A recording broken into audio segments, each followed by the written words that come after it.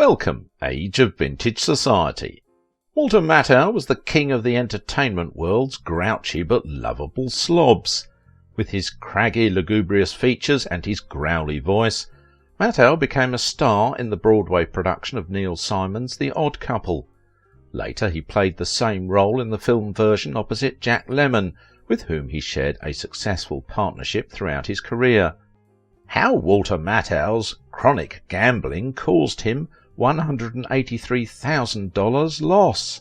Make sure to watch the video until the end and leave your thoughts in the comments. If you're new here, join our wonderful community by subscribing to the Age of Vintage channel. Working his way up from poverty on the Lower East Side of Manhattan to varied roles in more than 20 Broadway plays and scores of live television shows, Walter Matthau became successfully an adept movie villain and comedian, and later, improbably, a romantic leading man and international superstar. He was known for his rumpled face, nasal bray, and razor-sharp comic timing.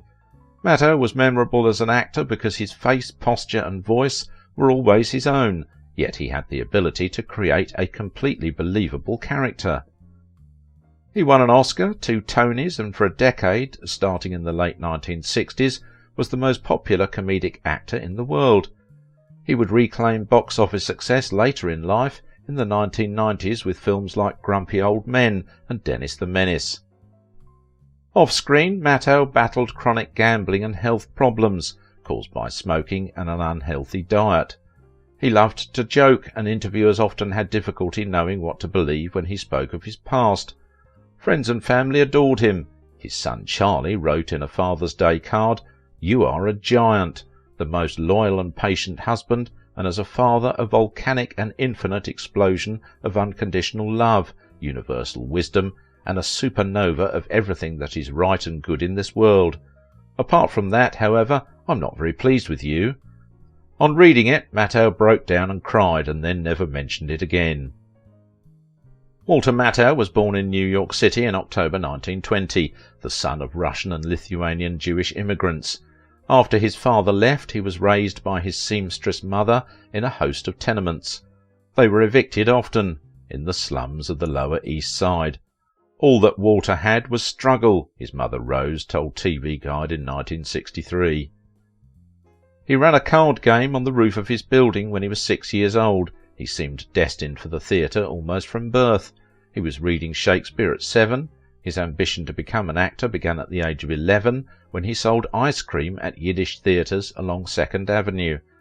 Eventually he began playing bit parts in Yiddish musical comedies, while continuing to sell refreshments during the intervals. He was paid 50 cents for each of his occasional parts. "I was shaped by the whole experience of the Depression," he stated in an interview. "The humiliation of the competition in the theatre, the humiliation of poverty. The Lower East Side was a nightmare, a dreadful, horrible, stinking nightmare," he recalled. After graduating from Seward Park High School, Matthau held government positions as a forester in Montana, a gym instructor for the Works Progress Administration, and a boxing coach for policemen. In 1942 he enlisted in the United States Army Air Force. He served as a radio man gunner in the same bombardment group as James Stewart, and he went to England, France, Holland, Belgium and Germany. He won 6 battle stars. He spent 3 years in the service. After leaving the army, he took some journalism courses at Columbia University and studied acting on the GI Bill at New York's New School for Social Research. He met actor Tony Curtis, who had the good looks, when they studied acting together in the late 1940s.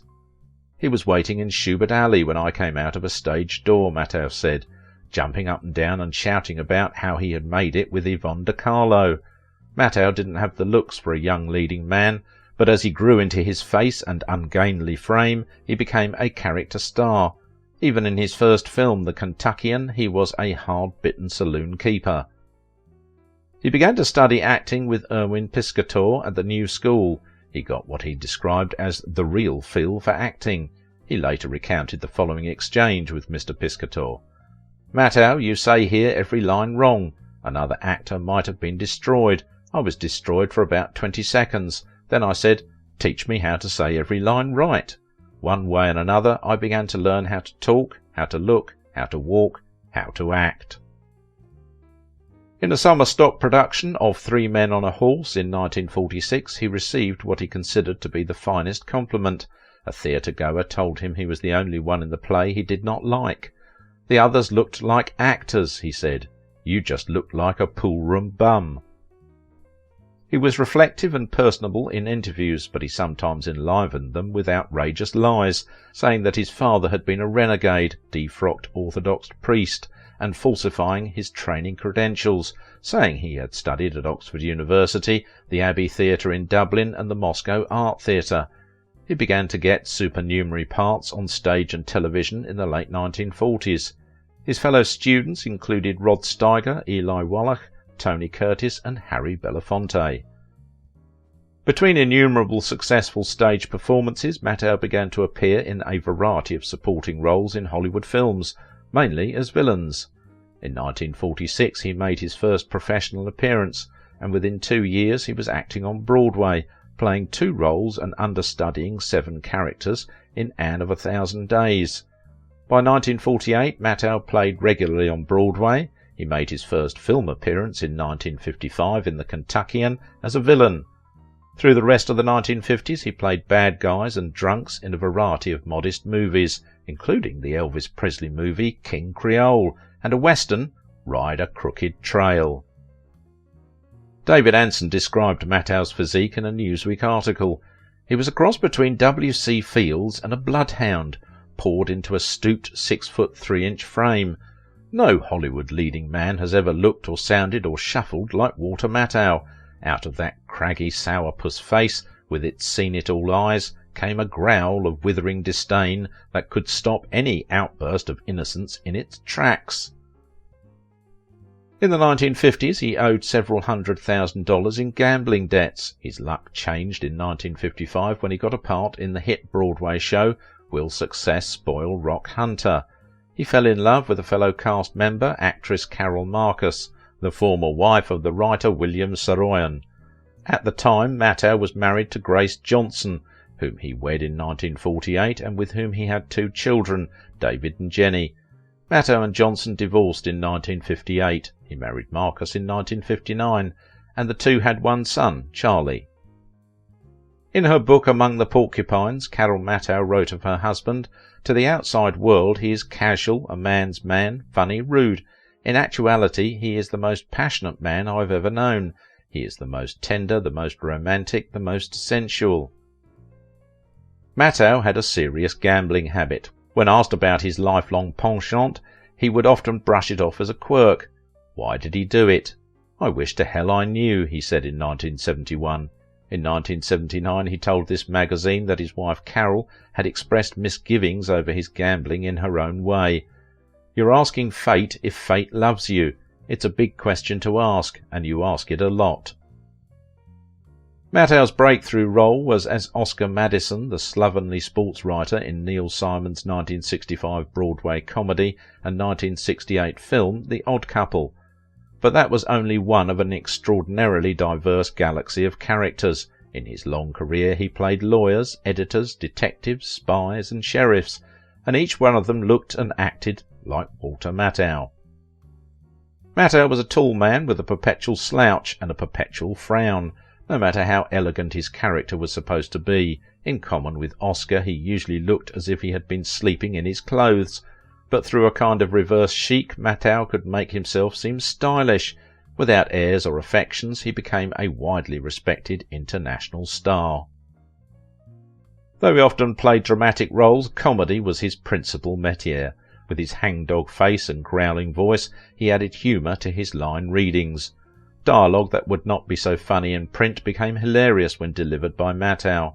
With perfect timing, he was an expert at the slow burn, the double take, and the explosion into exasperation. "Walter doesn't need funny lines," George Burns, who starred with him in the movie of Mr. Simon's play The Sunshine Boys, once said. "He's fearless, no inhibitions. If you want him to play soprano or be a toe dancer, he'll do it." In acting, he used his intuition and his native intelligence about people, especially those with eccentricities. You study the character by living with them, he said. Even when you're sleeping, you're developing the character. An actor shouldn't think on the stage, he must only do. Though he had done plenty of television and films, Matthau did not become a famous star, or rather a movie star, until he was in his 40s. His unique range and likeability provided him with plenty of roles late in life, though. He played romantic leads, villains, grumps, spies, shysters, and everything in between. Matthau's frequent team-ups with other Hollywood heavyweights like Jack Lemmon, Neil Simon, and Billy Wilder made him a consistent box office success for decades. In comedy he never tried to be funny, and in tragedy he never tried to be sad. He was just this big 6'3" shambling, sardonic guy whose dialogue had the ease and persuasion of overheard truth. He was ideal as a foil for quick talkers like Jack Lemmon, and together they made 9 movies together. The first was The Fortune Cookie. True stardom came with The Odd Couple, where he of course was the unkempt sports writer Oscar Madison, to Lemmon's pernickety photographer Felix Unger. In addition to The Odd Couple, they also co-starred in Koch, which Lemmon directed, the classic Chicago newspaper comedy The Front Page, Buddy Buddy, JFK, Grumpy Old Men, Grumpier Old Men, and The Grass Harp, directed by his son Charlie. Writing in 1979 in the Post, Lisa Mitchell posited that, given his theatre and television background, the laudations of his peers, the acceptance by the general public, Walter Matthau will maybe such a national acting treasure that if this were England he probably would have been knighted. In 1994 he played a comic version of Albert Einstein in the movie IQ, and Einstein began to resemble the shaggy, shambling actor. Although Walter Matthau was an experienced stage actor, in common with great film stars of the past like Spencer Tracy and Humphrey Bogart, he created character through the magnetism of his own personality. In 1966 he suffered a severe heart attack brought on, his doctor said, by heavy smoking, compulsive gambling, and insufficient exercise. The crisis created a reformed man, a non-smoker, a more moderate gambler, and a dedicated walker. His obsession with gambling reached a low point early in his career when he bet and lost $183,000 in only 2 weeks on spring training baseball games, and scrimped for 6 years to pay off the debt to an underworld loan shark. But his tendency to take risks paid off later when he reaped a fortune after opting to receive percentages of film profits rather than salaries. He later still placed bets, but relatively small ones, on racehorses that he owned with friends. Matthau disliked jogging but became an avid walker, averaging 15 miles a week and varying his pace along ocean beaches near his home in Pacific Palisades, California. "It makes you ease up if you have any sense," he said of the heart attack. "It makes you think about what's important. I feel as though I've been given a second life, one better than the old one." In 1976 he underwent heart bypass surgery. He was a lifelong enthusiast of sports and classical music, habitually playing records at home and tapes in his cars. In contrast to the crotchety characters he generally played on screen, he was known to friends and colleagues as one of the best-natured of men. In later years he made about 1 film a year, and when an interviewer suggested in 1990 that he might be approaching retirement, Matthau replied sharply, "That word is alien to my vocabulary. Retire to what? I'm doing the work I like." Perhaps Matthau's desire to turn his life into a comedy derived from his intense dedication to the art of performance, or maybe it was because of his own upbringing was a classic tale of Depression-era hardship. Following a reunion with Carol Burnett in The Marriage Fool, helmed by his son Charles, he was the perfect fit as the irascible father of Diane Keaton, Meg Ryan and Lisa Kudrow in the otherwise forgettable romantic comedy Hanging Up. That proved to be the coda to his long, venerable career. He had cancer 3 times. He spent 2 weeks in the hospital with pneumonia in May 1999, but made a full recovery. He refused to be depressed about his health. Even just rolling by in a stretcher, he would say hi to the person rolling by in the other direction, says Delia Ephron in an article in People Weekly. He was in the hospital on a respirator for 24 or 26 weeks, and who walks out of a hospital after that? But he did. You knew he just loved every minute of every day. Even with his poor health, Matthau did not intend to retire. In a 1995 interview with People Weekly, he stated, "Some people retire and go fishing. If I retired, I'd go acting." Matthau was pronounced dead at 1:42 a.m. shortly after being brought into St. John's Health Centre in Santa Monica. He died of a heart attack. He was 79. If you liked this video, don't forget to give it a thumbs up, subscribe if you are new here, and if you want to support my work, please visit my Patreon page. Walter Matthau refused to allow his destitute childhood to define his story.